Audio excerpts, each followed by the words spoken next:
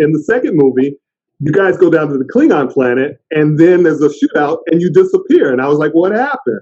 So what happened to you? What was the situation? Man, that was a crazy week there. We were shooting, I think it was a couple weeks. We were shooting down at in Sony in Culver City, and we walk into the sound stage. It was freaking unbelievable. Like the sets and the set pieces and how everything looked and smelled and felt.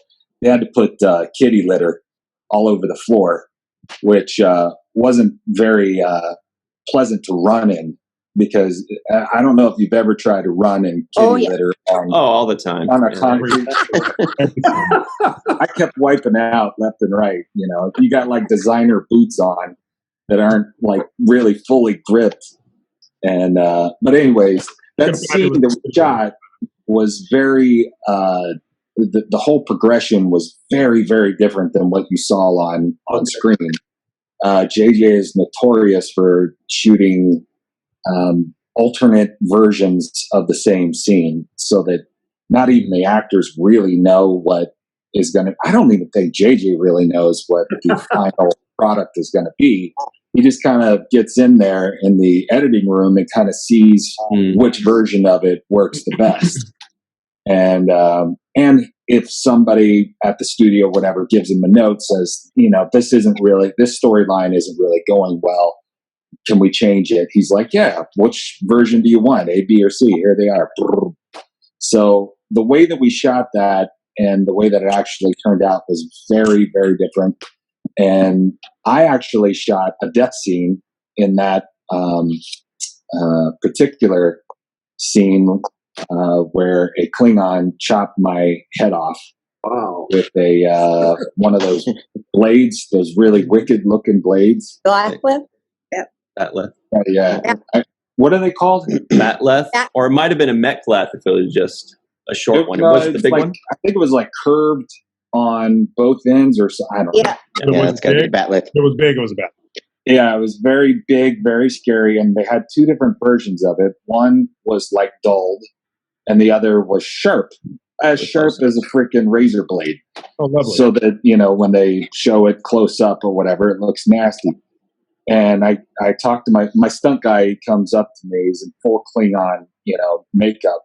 He's like, "Hey, man, don't worry. I'm a professional. Been doing this for years." I said, "Well, I trust you, but if you kill me, my wife is going to come find you." Yes.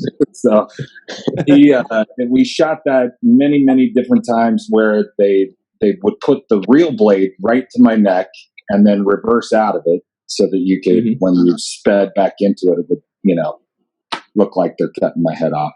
But I guess the cutting of the head off probably didn't play very well in test audiences, so they eliminated that, which allowed me to come back for, what was that? That was 2, right?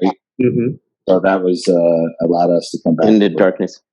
Another one. So Hendorff lives. He does. He still lives. And you know, after the third movie, I went to the premiere. I didn't know that I wasn't even in it. You know, so I've been doing all this promotion and stuff for the movie. And then I'm on the red carpet saying hi to everybody. And then I'm in the theater there. It was beautiful outdoor theater. And then I find out that my character is, you know, I'm like, "Hey, hon, here comes," I was with my wife. I'm like, "Here comes my team." Oh my. She's like, "I didn't see you. Where was it?" I was like, I think they cut it, I think. And then, you know, I was like, "But there's another big one coming up here soon." So that next one comes up and it was totally different. I was like, "Oh, damn. I'm totally cut out of the movie." So afterwards, I had to go to a party to meet with the director and with JJ and all the cast and everything. I was like, I was so embarrassed. I was like, "No, I can't go. I'm not in it," you know. But you know what? I'm going to go because I want to know why they cut me out. And, you know, what actor does that, by the way? You're like, I want to answer. But I was just so infuriated. I was like, "Why did they cut me?"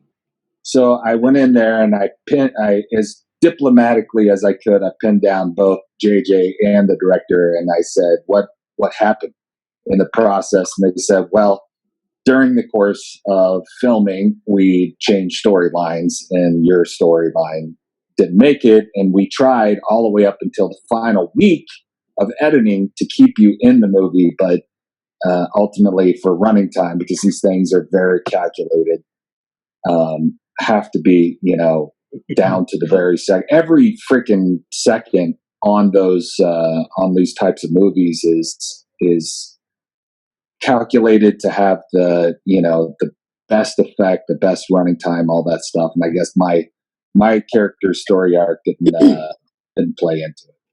Right. A lot of times, because I've produced a lot of movies and a lot of sci-fi, and with everything, you're rewriting the movie on the editing table, basically. First you write on the script, then the director's writing it when they shoot it, and then they rewrite it in the editing. And sometimes they just want to go in a different angle. They realize, it's better to go into this storyline. Sometimes they're not happy with the shot they did. It has nothing to do with the story at all, So who knows? But I got JJ's assurance that out of that particular meeting, he's like, look, man, if we're doing another one, you're coming with us forever. Hendorff lives again. You're the glitch in the Matrix. All right. That's really cool. Yeah. So, Darth. So speaking of which, Darth, when you found out you were cast as Farm Boy number 2,